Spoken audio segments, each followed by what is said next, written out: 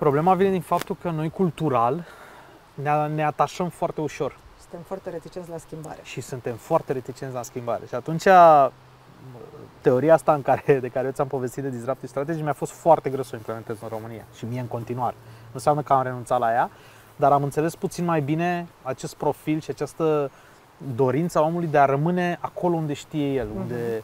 Evident că din ce în ce mai des la colțurile străzii se vorbește despre ieșirea din zona de confort. Dar la fel ca și coaching-ul și training-ul și mentoring-ul și leadership-ul și alte cuvinte intrate în vocabularul nostru aproape degeaba, nu cred că nu ajung la oameni la esența ideii, la ce reprezintă ea de fapt, știi? Și atunci e foarte dificil. Oamenii rămân de fapt în aceeași zonă a lor de confort.